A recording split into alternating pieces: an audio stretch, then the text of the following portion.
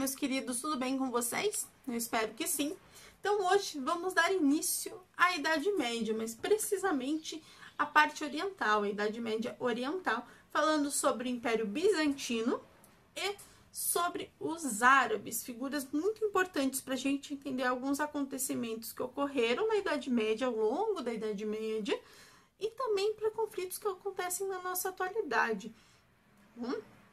Então vamos lá por partes. Primeiro, Império Bizantino. Esse império ele durou mais de 1000 anos. Ele começou lá em 395 e foi até 1453. Ali onde fica a atual Turquia, tá? Precisamente vamos pensar agora na cidade de Istambul, que antes, há muitos anos atrás, era uma antiga colônia grega, que em 330 acabou recebendo o imperador Constantino. Agora é o momento de a gente lembrar um pouquinho das aulas passadas. Constantino, em 330, fundou a cidade de Constantinopla. Tá bom? Agora a gente tem que lembrar do imperador Teodósio. Se vocês lembrarem da aula passada, ele fez uma divisão do Império Romano e entregou para os seus filhos. E a parte oriental ficou com Acádio. Então, em 395, essa parte oriental acabou se tornando o Império Romano do Oriente, com a sua sede em Constantinopla. Ali a região onde fica o Império Bizantino é uma região muito importante, porque ela é um eixo de ligação entre a Europa e a Ásia, onde fica ali o hemisfério do Bósforo. Então ali naquela região, até agora a gente não sabe direito o que pode ser, se é Ásia, se é Europa. Até que nos jogos, né, nos jogos de futebol, a Turquia, ela joga nas competições europeias, mas fica sempre aquela dúvida do que pode ser. E é uma área muito bem de forma estratégica, ela realmente conseguiu abusar da sua posição geográfica. Eles tiveram inúmeros povos, as etnias que fizeram, né, as nações que fizeram parte da cultura do Império Bizantino. Foi muito, muito lindo. A gente teve destaques, né, os gregos, principalmente quando o Alexandre o Grande estava dominando ali a Grécia. Então a cultura helenística foi muito influenciável, influenciou demais a cultura bizantina. Temos também os fenícios e os egípcios. Os fenícios, eles conseguiram trazer a questão das navegações. Então, a base comercial, a base da economia bizantina é as grandes navegações. Então, eles conseguiram fazer um domínio das rotas comerciais marítimas de forma intensa. Então, eles viviam do comércio, da produção de tecidos e da agricultura também. Então, a gente tem duas coisas muito importantes para estudar ali no Império Bizantino, que é a política como imperador. São mais de 1000 anos, mas tem um imperador que ele é uma figura muito, mas muito importante para a gente estudar, pelo menos para as provas do vestibular e do Enem. E também a religião. Então, vamos primeiro com a política. O imperador que a gente precisa estudar é o Justiniano. Os imperadores, no Império Bizantino, eles tinham uma figura de autoridade, de centralização de poder, e eles, se a gente for lembrar das aulas passadas, né, a figura de líder, de comunidades, de cidade-estado, de tudo, ele detinha o poder jurídico, né, político, administrativo, religioso e militar. No Império Bizantino, a gente tem a mesma função para o rei. Ele vai cuidar dessas três coisas: o militar, o jurídico e o político e o religioso. Hoje as palavras são difíceis de falar. Só que a gente usa um termo para isso, tá? Que é exclusivo do Império Bizantino, que é o cesaropapismo. Bom, relembrando, cesaropapismo. Então, a gente tem o imperador, que usa o poder do cesaropapismo, e o Justiniano, que é o imperador que a gente vai estudar nessa aula. Ele governou de 1500... coloquei o 1000, esquece o 1000. De 527 até 565. Ele é conhecido por duas coisas. O primeiro são os seus códigos de lei, o Código Justiniano. Ele dividiu, voltando. Esse código, ele foi super importante primeiro para propagar o direito romano, que ele usou, ele se influenciou e se inspirou demais no direito romano. Mas tem uma coisa muito importante, a gente está em 2020 e esse código que foi criado há 1.500 anos atrás, ele inspira diversos códigos, diversas leis até hoje, gente. Então imagina, uma coisa de 1.500 anos atrás influencia até hoje no direito, tá bom? Então esse código justiniano, ele é dividido em 4 partes. A gente tem o Codex, que é o conjunto dessas leis. A gente tem o Digesto. O Digesto é as ramificações dessas leis. A divisão, que seria o direito de educação, que seria o direito de saúde, que seria o direito de... todas essas camadas, né? Essas divisões, vamos colocar como hoje, ambiental, saúde, essas divisões, tá bom? Temos as institutas, que são as elaborações dessas leis de forma didática, para o povo ter o conhecimento dessas leis. O Justiniano realmente queria que o povo soubesse os seus deveres e os seus direitos, tá bom? Então, deixava realmente acessível a todos. E temos as novelas, que são as construções, as elaborações de novas leis. Então, Justiniano, a gente precisa saber dele por causa desse conjunto de leis, o conjunto justiniano, mas também por causa de uma revolta, que a gente chama como revolta de Nica, que aconteceu em 532. E é assim que acontece. Se a gente lembrar na aula passada, teve o imperador Augusto, né, Otávio Augusto, que criou a política do pão e circo. Então, tínhamos o Coliseu, que tinha os gladiadores que lutavam entre si, e tinha também os cristãos que eram jogados, né, aos leões para serem comidos vivos. E o povo lotava os coliseus e batia palma vendo as pessoas morrendo, tá bom? Era forma de alienar e de entreter a plebe. Já no Império Bizantino temos isso com as corridas de cavalo. Então, é uma forma de fazer o povo ficar entretido. Então, numa dessas corridas de cavalo, o povo que já estava saco cheio da política do Justiniano, porque ele era autoritário demais e estava cobrando altos impostos, esse povo aproveitou que o Justiniano estava ali e que ele fez uma coisa muito feia. Teve, nessa disputa de cavalos, 2 cavalos, um que era o cavalo do Justiniano e outro que era um cavalo que tinha uma alta taxa de... como é? Esqueci a palavra, que tinha gente apostando nesse cavalo, eles acabaram ganhando ao mesmo tempo, então teve empate. Então o Justiniano, ele tinha que decidir qual cavalo que ia ganhar. E adivinha qual cavalo que ele falou que era o vencedor? O cavalo dele. Então, neste momento, o povo se revoltou e estava feia a situação, estava quebrando tudo. Justiniano estava querendo fugir, mas a mulher dele, a Teodora, que não era flor que se cheire, que cometeu algumas coisas no passado que mostraram que ela não era muito bacana. Uma delas era, ela mandou matar todas as prostitutas de Constantinopla, porque existe um boato que ela era prostituta, então ela não queria que isso fosse confirmado, então mandou matar elas.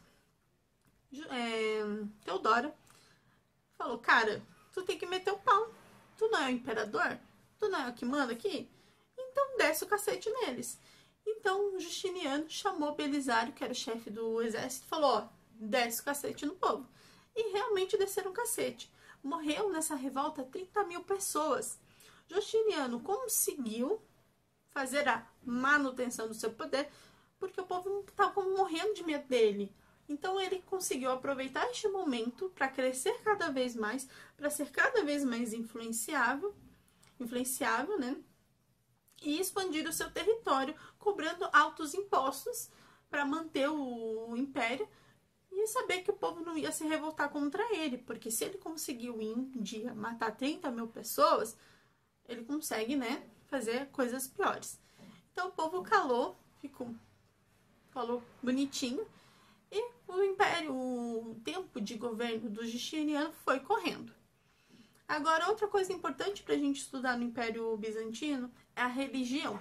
A religião é cristã, só que teve inúmeras interpretações da religião cristã.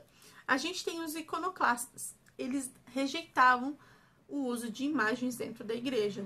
Não deve-se ter adoração a imagens sagradas. Tá? Temos os monofisistas, que eles acreditavam que o Cristo, né, a figura de Jesus Cristo, o ser de Jesus Cristo, ele só era um ser divino, ele era só um ser de alma, que não tinha corpo. Mas a gente tem o arianismo, que acreditavam que Cristo era só o corpo. Já a Igreja Católica Apostólica Romana, com sede em Roma, não estava aceitando esses movimentos que estavam acontecendo no Império Bizantino.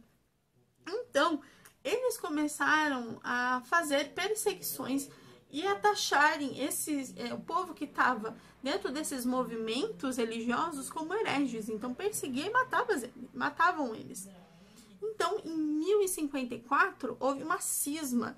Como estava muito insuportável a situação, o Império Bizantino quebrou sua aliança com a Igreja Católica Apostólica Romana e criou a Igreja Ortodoxa.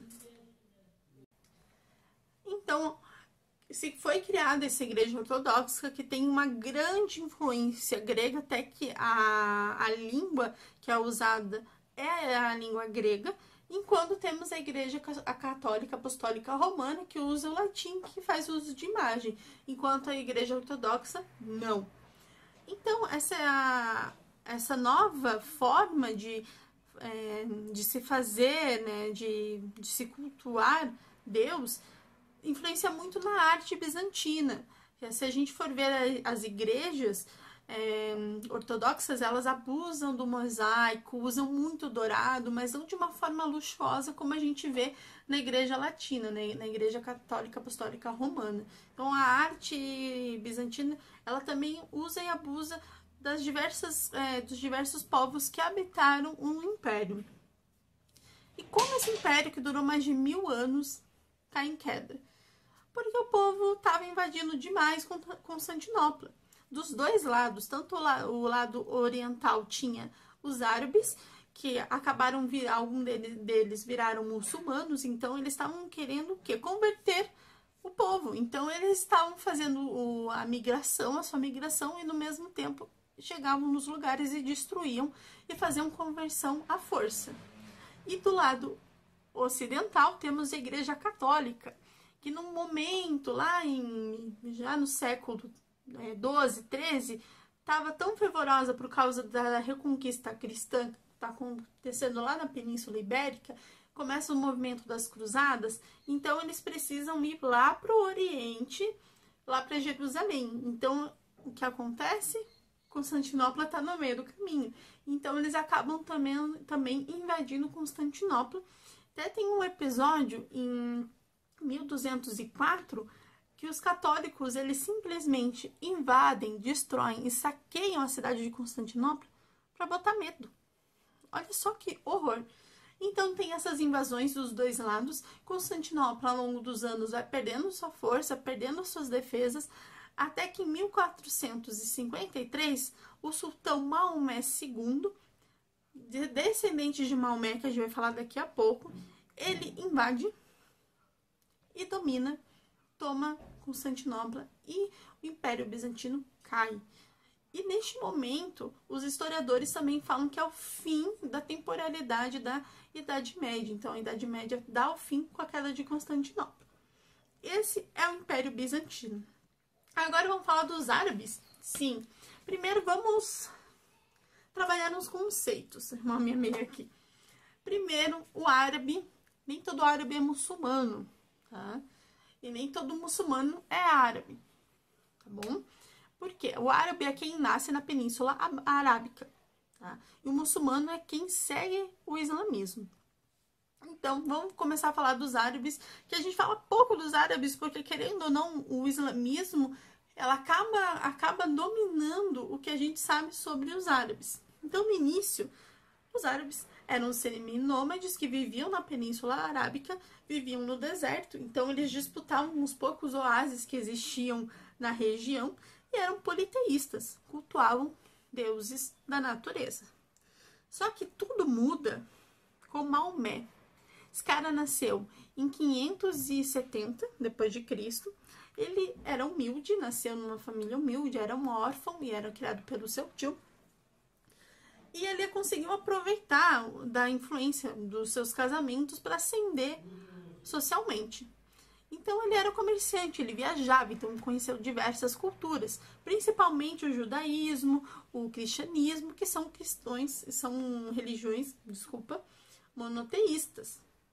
É um ponto importante para a gente compreender.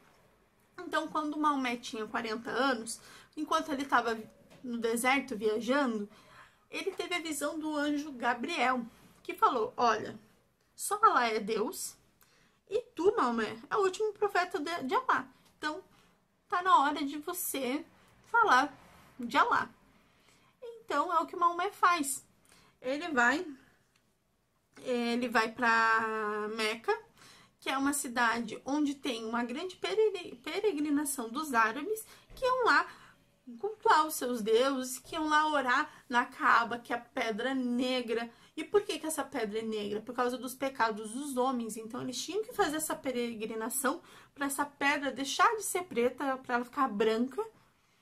Então, Maomé vai e tenta fazer o seu trabalho, que é ser profeta. Só que imagina, a gente tem uma religião dominante ali. Uma religião que ajuda comerciantes da cidade de Meca a poder vender tudo que é possível para as pessoas que vão lá fazer a peregrinação. Fica complicado, né? Então as pessoas simplesmente rejeitam as ideias de Maomé. Então o que ele faz? Ele vai para Medina e fica em Medina tentando fazer a conversão, né, na tribo, tenta ajudar, e aí consegue ajudar as pessoas, fazem elas se converterem, né, ao islamismo, à sua religião, a Allah, e aí ele vai conseguindo apoio, cada vez mais. Então ele fica por 8 anos lutando para fazer as pessoas aceitarem a sua religião. Claro que nem sempre foi de forma pacífica, porque essas tribos foram invadindo outras tribos e aí durante esse processo teve mortes, porque começou uma conversão à força. Ou você aceita Allah ou você morre. Então as pessoas acabaram aceitando Allah para poder ficarem vivas. Então, durante esses 8 anos, Maomé consegue juntar um número bem considerável de soldados. E faz eles entenderem que eles podem morrer. E a morte é algo muito aceitável e fazem eles irem direto para o paraíso. Então, morrer pelo islamismo é algo bom. Tá? E que se tiver que matar em nome do islamismo, em nome de Allah, também é aceitável. Porque é uma morte sagrada, é uma morte santa. Então, em 630, Maomé volta a Meca e consegue fazer que Meca vire a capital do islamismo. E com a sua morte, que é em 2 anos depois, em 632, a gente tem uma divisão do islamismo entre os xiitas e sunitas. Importante a gente saber desses dois grupos. Primeiro, porque os sunitas, eles são a grande maioria do islamismo na atualidade, são mais de 90% da população islâmica, e eles acreditavam que a palavra de Maomé, que é o Alcorão, e a Suna, o Alcorão são as profecias, são as palavras de Maomé, e a Suna também, né? Seria um código de conduta do islamismo. Então, os sunitas, eles seguem esses 2 livros, e eles acreditavam que assim, Maomé morre. Então, quem vai ser o próximo profeta? ficava nessa dúvida. Então, os sunitas acreditavam que o próximo profeta ele deveria ser eleito, o sucessor de Maomé tem que ser eleito. Só que daí os xiitas, que são mais ortodoxos, são mais bem mais... Os sunitas, eles são tradicionais, mas os xiitas, eles também são tradicionais, mas eles acreditavam que o quê? Devemos só seguir o Alcorão, os escritos de Alá, mas só os parentes de Maomé devem suceder ele. A gente teve o genro de Maomé, o sogro de Maomé, como sucessores dele. Então, os xiitas falam, só o parente, só quem tem um laço familiar com Maomé pode ser o seu sucessor. Enquanto os sunitas acreditam que o quê? Não, a gente pode eleger o próximo sucessor. Se conseguirem entender, eu espero que tenha explicado melhor. Eu comecei meio travado e depois melhorei. Sunitas eleito, o sucessor, seguem o Alcorão e a Suna, enquanto os xiitas acreditam que tem que ter um laço familiar e seguem só o Alcorão.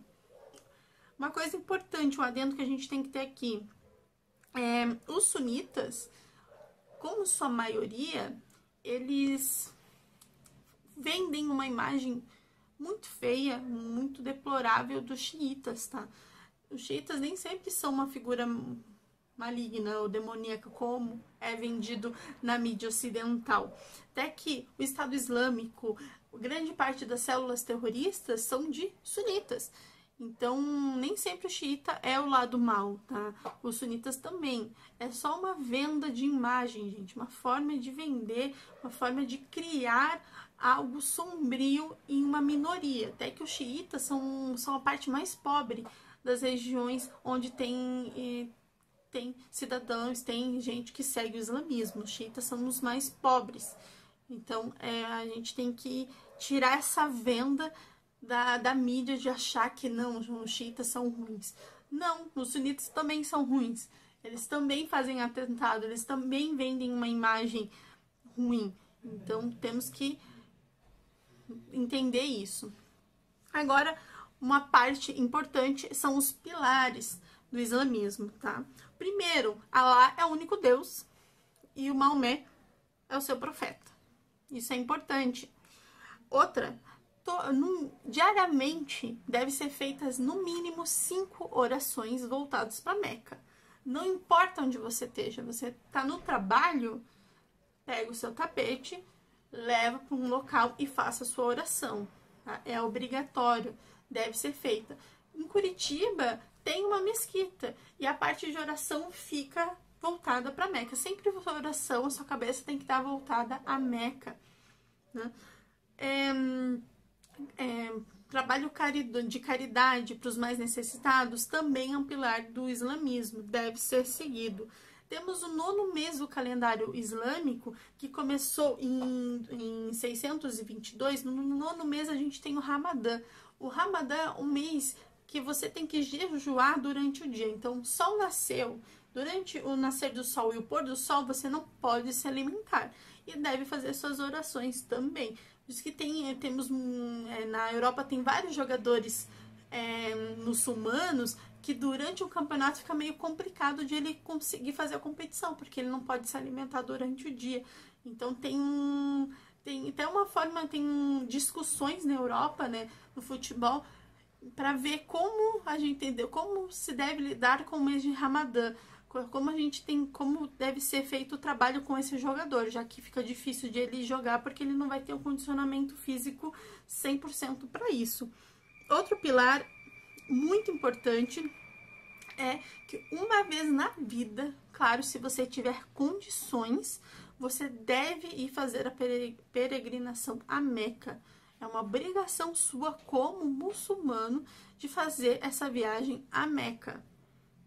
Mas se você não tem condição, Alá com certeza vai te perdoar, mas você tem que tentar. Então, esses são os pilares do islamismo. E aí, com a morte de Maomé, a gente tem essa disputa de quem vai ser o seu sucessor, mas também temos a grande expansão do islamismo. Então, eles estão lá na Ásia. Eles vão para a África, tomam toda a parte norte da África e conseguem atravessar o Estreito de Gibraltar e chegar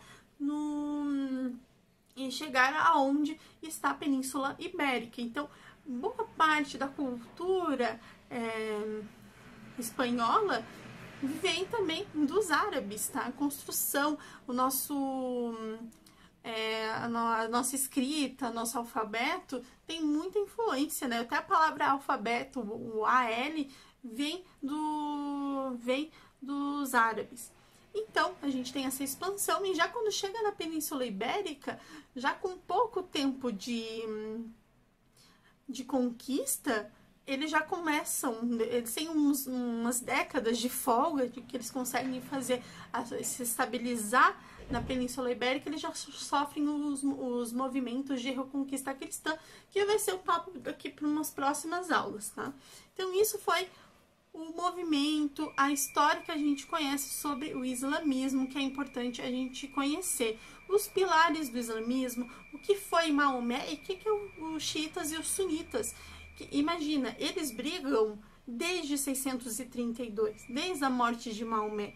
Então, é uma disputa que realmente a gente não vê fim, porque, claro que tem o seu conceito religioso, o seu teor religioso, mas também tem influências políticas de outros países, principalmente dos Estados Unidos. Mas isso também é papo para uma outra aula. Eu espero que tenham gostado. Bom estudo. Qualquer dúvida, pode mandar mensagem que eu tô super disposta a responder e a conversar um pouquinho mais sobre os árabes, que eu super adoro. E até a próxima aula. Próxima aula a gente já vai começar a falar sobre feudalismo, gente. Sim, feudalismo, que eu acho muito maluco e que é uma base muito grande para o que a gente tem de ideia sobre trabalho e sobre propriedade. Então é isso, gente. Beijo, se cuidem, pelo amor de Deus, lavem as mãos, usem máscara, tentem ficar em casa, tá? Se for possível, e bons estudos.